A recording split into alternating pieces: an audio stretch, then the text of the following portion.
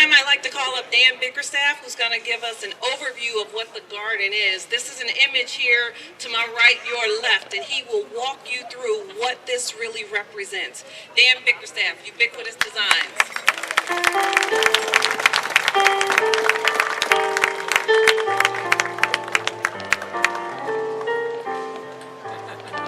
Danny boy.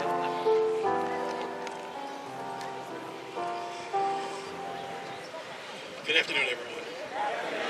I would first like to thank God for allowing me to participate in such a sacred endeavor to be the designer for the African American Culture Garden.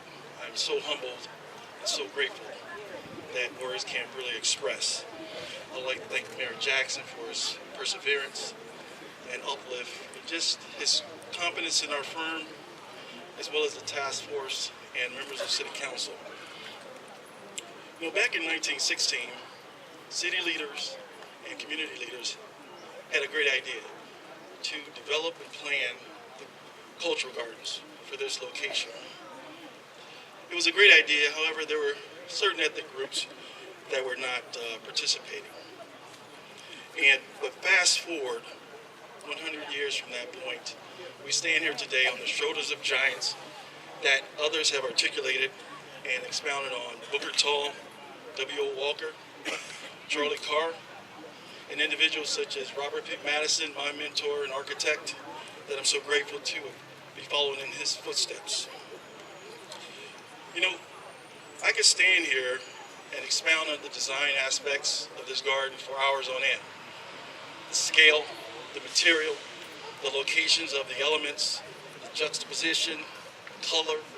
But what's more important is to just help you understand that the design of the garden is based on the resiliency of our heritage, of our people.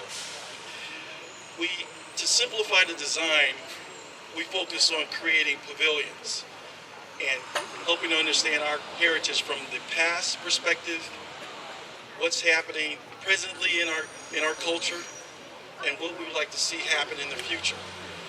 Now, how do you achieve such a design for a vast number of individuals, the ethnic community of African Americans? It was a very daunting task to view them as a client.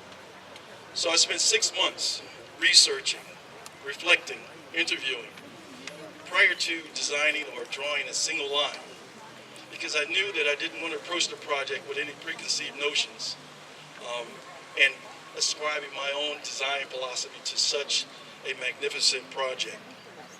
But as the 6 months elapsed, the idea of emergence, our community, our people emerging in this society came to mind, as well as the notion, like I said before, of reflecting on our community in terms of what we went through in the past and what we're doing today and what we'd like to do tomorrow.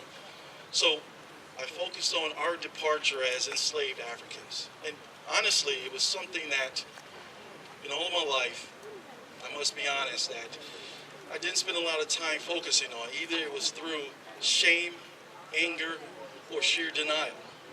But this project has truly been a therapeutic one for me in helping me to understand my soul as an architect, as an African American male. So I focused on the enslaved and captured Africans and what they must have gone through in the harrowing experience in the slave castles along the western coast of Africa. Primarily the Cape Coast Castle in Ghana. You know, I've never been to Africa, but I spent hours upon hours immersing myself abstractly into that space, that environment, the corridors of no return, as Africans were bound and taken through the corridors down to the dungeons prior to penetrating the doorway of no return, never to see their homeland again. What must that have been like? How could I articulate that in three-dimensional form, in color, etc.? So we began by looking at the past pavilion, which would be located on the hillside, which is architecturally the most prominent portion of any site when you have a hill. So to pay homage to those lives that were lost in the Middle Passage, and those lives, those individuals that did make it, which allow us to be here today, it was very important for me to focus on that portion of our history. Again, the black granite represents the corridors of no return, which are angular and in position in order to create a sense of tension and apprehension as you penetrate that space, such as our forefathers did in penetrating that environment of the slave castles. And as the doorway of no return, we've all heard of it, we all have a sense of it, but can you imagine looking through that doorway? And one of the images that I remember seeing first off was looking through the doorway and seeing the Atlantic Ocean and seeing the tranquil aspect of the Atlantic Ocean, but knowing the harrowing experience that our people would experience as they penetrated that opening. So I wanted to capture those ideals in a very elegant way, in a way that people could appreciate and embrace, as opposed to being repelled and denying that part of our history. And I believe we achieved that because the model sits in my window in my office, and so many people walk by and stop, and they're just so enthralled. Several people have knocked on my door to ask me, what is this all about? And the model is beneath the tent there. And I'm thinking, if there's so much enthusiasm for a model, if we're blessed enough to see this to fruition, it will be magnificent. And that's my prayer. All right? So I want to thank you guys, and this is not complete. Again, I would like to thank Mayor Jackson for his steadfastness with this project and even coming back additional term to see this through. And I thank everyone for coming out, and God bless.